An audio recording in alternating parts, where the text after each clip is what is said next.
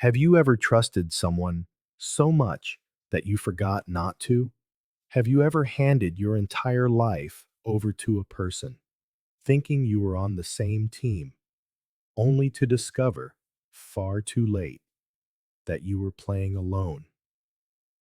This is the story of Caio, a man like so many others, hardworking, a devoted father, a loyal husband. For over 20 years, he believed he was building a solid life alongside Bianca, his one and only woman. He never cheated. He never left. He never turned his back. But he was betrayed in other ways, by indifference, by lies, and perhaps by something even deeper, the silent contempt that hides behind certain smiles. This story is for you if you've ever felt that something was wrong. For you who are tired of being deceived with false affection and rehearsed excuses. If you are on the edge of doubt, stay. If you've already been through this, prepare yourself. And if you've never imagined it, learn now. Subscribe to Echoes of Temptation and ring the bell, because this story will make you rethink what trust is and what to do when it's broken.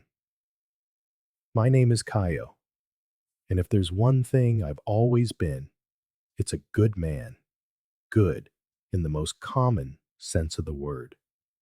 The guy who doesn't run from responsibility, who doesn't play with feelings, who keeps his promises.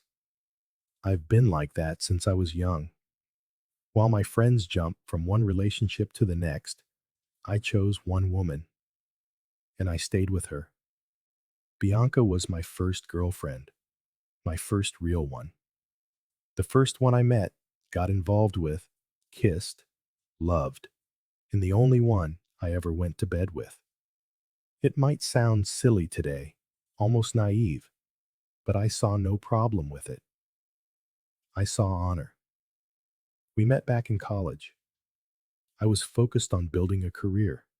She was full of energy, a strong presence, beautiful, and of course, full of options.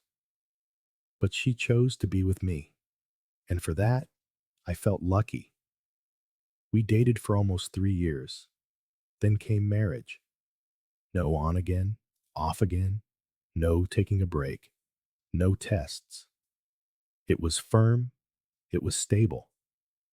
We married for love, real love, the kind built on plans and bills, not just kisses and trips. Then came the children, two of them, a boy and a girl. I took on my role without complaint. I'd work all day, come home, and still be present. I'd have dinner with them, tell them stories before bed, take them to school when I could. I became the father my own father couldn't be. And in doing so, I thought I was also being the ideal husband. Bianca stopped working for a while when the kids were little. I never pressured her about it. On the contrary, I encouraged it. I told her it was important for her to experience motherhood however she wanted, with time. Meanwhile, I ran. I took care of everything. And I managed, because I wanted to. But over time, something changed, and I don't know exactly when. First came the comments. You've been so serious lately. Then came the announcements. I'm going out with the girls. I need to breathe a little. And I would say, go, I'll take care of them. Don't worry. It started as something sporadic. A drink here, an outing there. Then it became a habit, every week. Sometimes twice, always with friends. Or at least, that's what she said. I'm not a jealous man. Never have been. I always trusted her. Perhaps too much. But I started noticing things. The way she smiled at her phone. The quiet laughs as she typed. The excessive time she took choosing an outfit to go out. The perfume she only used on special occasions became a Wednesday night routine. And well, I became the support system, the babysitter, the silent safe harbor, the invisible presence. I even started to think the problem was me, that maybe I had become boring, tired, predictable. But when you spend too much time being ignored, you start to hear the silence differently. The wake up call came one night when I got home from work early. She didn't hear me come in. She was on the phone, laughing at something. It was a different kind of laugh, light, free, intimate, a laugh that no longer belonged to me. I could have asked, I could have made a scene, but I'm not that guy. I've never been one to act on impulse. I've always been one to observe. And it was there, on that seemingly normal night, that something inside me fell silent so that I could begin to see. What I didn't know yet was how much that would change everything. Life has a strange way of showing you the truth. Sometimes it doesn't come as an explosion. It comes in the details, in a laugh at the wrong time, in a glance that's a little too quick, or in my case, in a new friendship. I met Marcos at work. He was a smooth talker, intelligent, the kind of guy who knew how to navigate any room. He had charisma, presence. He joined the team as a project manager, and we hit it off right away. We started having lunch together, trading ideas, laughing at the absurdities of the day. It was good at first. I felt like I finally had someone to share more with than just numbers and deadlines. One Saturday, I decided to invite him over for a barbecue. Something simple. Family, meat on the grill, kids running around. He accepted and came with his wife and children. And that's when things started to change. Bianca, who was normally reserved with new guests, opened up with a quickness that bothered me. She laughed too loudly, spoke too closely, touched his arm when she told a story. And the strangest part? She completely ignored his wife, Denise, who was clearly out of place. I noticed, but I didn't say anything. You know that feeling when you swallow your discomfort, trying to believe it's all in your head? The second time we met, the discomfort turned into an alarm. We were invited to their house, a chic place, everything well organized. Denise greeted me with a cold, distant handshake. I thought maybe that was just her way. But then, I saw my wife hugging Marcos with an intimacy that froze me inside. A kiss on the cheek, a hand on his back, laughter as if they were old friends, though I never knew they knew each other that well. On the way home, I commented, "Funny, isn't it? Denise is a bit reserved." Bianca answered quickly, as if wanting to end the conversation. "She's just like that, shy. Marcos even mentioned it once." That stopped me. "Mentioned it when, Bianca? Why?" It was that day I started to rethink all those girls' nights. I started to remember the times she received a text and left the room. The phone always face down. The way she got irritated if I even touched her device, just to check the time. 2 weeks later, Marcos and I were having coffee after a long meeting. He started talking about relationships. Out of the blue, like someone just testing the waters. "Man, women are complicated, aren't they? Sometimes you love them, but you still end up screwing up."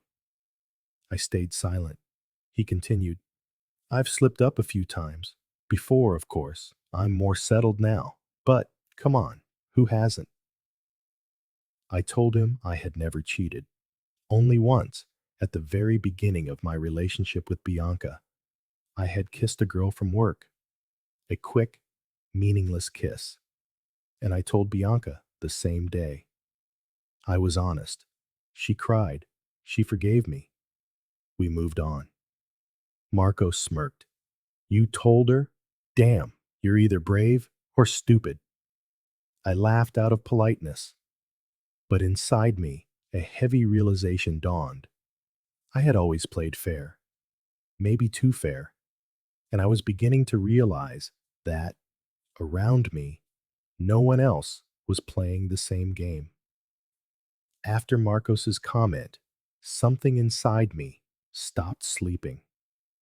It wasn't just discomfort anymore. It was suspicion with a foundation. And there is no worse poison for a relationship than doubt based on fact. I tried to talk to Bianca subtly. I asked how her friends were. She mentioned the usual names, but in a generic way. When I asked who she had gone out with last Friday, she hesitated before answering and mixed up the times. A small thing, but enough to put me on high alert. That's when I started to observe. I didn't snoop through her phone. I didn't rummage through her drawers. I started with what was visible. Bianca started going out on Wednesdays. She said it was a wine night with the girls that had become a tradition. The outings became more and more planned, rehearsed. She would come home smelling of a sweet, strong perfume, different from what she used to wear with me. And when she came in, she would go straight to the shower. Without much conversation. I started to log the times, her messages, the clothes she chose, all mentally, as if I were assembling a puzzle. One day, I noticed she always took the same Uber. A guy named Fernando, in a silver Corolla. I looked at the details through the family app account that I paid for. Always the same time, there and back. But one of those nights, when I saw the notification that the Uber had arrived, I waited. I walked to the corner of our street and saw the car. It wasn't just her inside. It was Marcos in the back seat, with her. They didn't see me, or they pretended not to. I went back home without saying a word. I didn't sleep that night. The following week, I made a decision. I bought a small, discreet audio recorder, the kind you can place in a car under the seat. Simple, cheap, and definitive. I installed it in her car 2 days later, before she left for her so-called wine night. Listening to the audio the next day, my stomach turned. They were together in the car. Laughter, inside jokes, confidences. Nothing explicit, but enough. There was one line from Marcos that froze me. It doesn't even feel like we have to hide this. It's become so natural. And her laugh afterward, that laugh I had heard once on the phone and had never forgotten. The worst part wasn't even that. It was the way she talked about me. Caio has no idea. He's so oblivious. It's like he doesn't even see me anymore. Oblivious? I was the one taking care of the children while you went out to breathe. I was the one financing your freedom while I gave up mine. But now, finally, I was waking up. The difference was, I wasn't going to confront her. Not yet. The truth is, I wanted her to dig her own grave. And I was just going to watch. After the audio, the world looked different. It was no longer about if she was cheating on me. It was about how and for how long. And more than that, what she was capable of doing, believing I would never find out. But I didn't freak out. I didn't scream. I didn't make a scene. On the contrary, I started to smile more, to treat her with kindness, to ask how her nights out with the girls were. I became the ideal husband, Only now, with my eyes wide open, she thought everything was fine, that maybe I had really let it go, that I was too blind to see the signs. And while she laughed at her phone in front of the mirror, I was laughing inside, because now every laugh of hers was just another shovelful of dirt on her own grave. I started to gather everything, calmly: audio files, screenshots, Uber trip records, dates. I had conversations with mutual friends. I listened more than I spoke. People told me they had seen Bianca and Marcos in strange places, but they preferred not to get involved. Of course, no one wants to be the one to deliver the bombshell. One day, a Tuesday night, she said she was going out late because one of her friends was going through a crisis. I asked for the friend's name. She made one up that I had never heard. I did a quick search on Instagram. Private profile, no photo, no mutual friends. A generic name with a flower as a profile picture. It was clear. She wasn't even bothering to maintain the lie properly anymore. On Friday, I suggested we go out for dinner. Just the two of us. I wanted to see if she would say no. And she did. I promised the girls we'd have a special night. We've had it planned for days. I nodded my head and answered calmly, "Of course, no problem. Have fun." At that very moment, as she was getting ready, I transferred a portion of the money from our joint account to one in my name only. Something discreet, but definitive. She didn't notice a thing. Because those who feel invincible never look over their shoulder. And when she left, in that dress that was a little too tight, and with that perfume that was a little too sweet, she gave me a kiss on the forehead like an automatic gesture.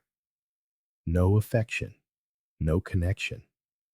Little did she know that, that night, she had lost me forever.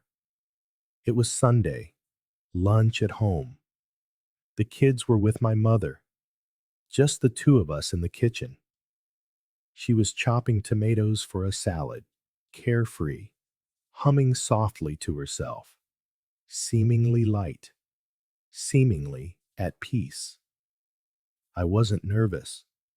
I was clean, as if I'd showered from the inside out. I waited for her to finish, to set the table, to sit down. I served a little rice on her plate, put some meat on mine. I made sure to keep the atmosphere normal, until I stopped chewing, looked her in the eyes, and said, "I need to tell you something, and I suggest you just listen first." She turned serious instantly. She put down her fork, perhaps expecting me to scold her for something trivial, but she didn't expect what came next. "I know about you and Marcos. I've known for weeks. I have audio files, screenshots, dates. I know he picks you up in the Uber. I know you pretend to have meetings with friends. I know about the conversations in the car. I even know how you talk about me when he's around." Her face crumbled like a house of cards. She tried to force a look of shock, but her eyes didn't follow. They were dry, terrified. "What audio, Caio? Are you going crazy?" "I'm not, but I have stopped being blind." She got up from her chair, paced in circles, put her hand to her head. She entered the denial phase. "This is a misunderstanding. There's nothing between us. He just gives me a ride sometimes because you arranged it. I heard you planning it. Do you think I'm an idiot? That I haven't noticed every single detail over the last few months?" She stopped, trembling, her eyes starting to well up. "I was feeling lonely, Caio. You closed yourself off. I tried to tell you, but..." I stood up from the table. I took out my phone, opened an app, and turned the screen towards her. It was a list of dates, times, saved audio files. This isn't loneliness, I said. It's disrespect. It's cowardice. She began to cry, reaching for my arm. I took a step back. No, Bianca. Enough. This isn't about you anymore. It's about me, about my peace, my dignity. The silence that followed was heavy. The woman who was once my only certainty was now just a stranger, apologizing far too late. And the boys? They will still have a father, a whole one, something you stopped being as a mother the day you traded affection for adrenaline. She sank to the floor, crying like someone watching their own world crumble around them. But I didn't shed a tear. I had already done my crying, inwardly, for weeks. This was just the end, clean, cold, and necessary. After the confrontation, there were no more fights, only silence. In the days that followed, Bianca tried to talk. She followed me around the house like someone trying to put out a forest fire with a glass of water. But my mind was made up. I wasn't going to save her from a choice that was hers alone. My tone changed. I spoke little, direct, practical. The lawyer will contact you next week. We'll maintain shared custody, but I will ensure the children have stability. You will be out of the house by the end of the month. You'll have financial support for a period. After that, you're on your own. She listened to it all in silence, for the first time, without a fight. Just acceptance. Defeated. And then, her world began to close in. First, it was the friends. The couple we used to go out with vanished. Bianca tried to arrange a get-together, and the reply was curt. We'd rather not get involved. Then, her parents. I told them calmly, with proof. Her father lowered his eyes. Her mother cried and apologized. For her. The following week, Marcos was confronted by his own wife. Denise had discovered the audio messages. The betrayal wasn't just against me, it was twofold. She filed for divorce, took the kids, and, from what I heard, threatened to sue him. What few people knew was that I had sent her everything, anonymously. At work, the conversations leaked. Marcos couldn't handle the pressure. He resigned, citing personal reasons. As far as I know, he's still unemployed. And Bianca was left alone. The friends disappeared. The nights out ended. The invitations stopped coming.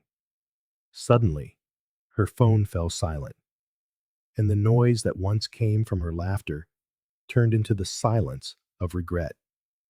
One night, she sent me a message, a short one. Don't you even want to try to talk for everything we had? I read it, took a deep breath, and didn't reply. Because justice isn't loud, it's silent. And her greatest punishment is knowing that she lost me. Not out of revenge, but because she earned it. It's been almost a year since it all happened. Today, I wake up in a smaller apartment, but one that is full of peace. My sons visit on alternate days, and our time together is more intense than ever. I see them through different eyes now. I'm not just a father, I'm their anchor. I still see Bianca from time to time, when we exchange the kids or at a school meeting. She tries to look strong, but her gaze is different. There's something there that didn't exist before. Remorse. I don't talk about the past. I don't carry hatred. I don't wish her ill, but I don't forget either. Have I forgiven her? I still don't know, but I've moved past it, and that's enough. I started taking care of myself again. I lost weight, got a new haircut, changed my wardrobe, not to impress anyone, but because I finally started looking at myself. I discovered that freedom isn't about shouting, "I'm free." It's the peace you feel in the silence. It's going home and not feeling a knot in your chest. It's no longer needing to explain yourself. I'm not in another relationship, and I don't need one. I'm good on my own. If someone comes along one day, they'll have to add to my life, not fill a void. The strangest part came months later. Bianca sent me one last message, a long one this time, full of apologies, reflections, pain. She said she regretted it, that she had lost herself, that she didn't know what she was doing. It ended with, "If you can ever look at me without bitterness, just let me know. That's all." I read it, and for the first time, I felt pity because it had finally dawned on her. But it was too late, and the world offered her no sympathy. Caio didn't need to get revenge with a scandal. He didn't need to expose anyone on social media. He didn't beg for love. He didn't scream in pain. He did what mature men do when they discover they've been betrayed. He stood up. He wiped his hands clean, and he walked out the front door. Bianca lost everything she had, not through divine punishment, but through consequence. And the freedom she so desperately sought came at too high a price. Today, Caio lives in peace, not to prove a point, not to rub it in anyone's face, but because life gave him back the one thing no one can take away: self-respect. This story isn't just about betrayal. It's about the moment a good man realizes that being good doesn't mean being a fool. It's about dignity. It's about an ending. But it's also about a new beginning, the right way. If you've ever felt that someone turned their back on everything you built with honesty, this story is for you. Leave a like. Share it with someone who needs to hear this. And subscribe to Echoes of Temptation, where masks fall and the truth echoes.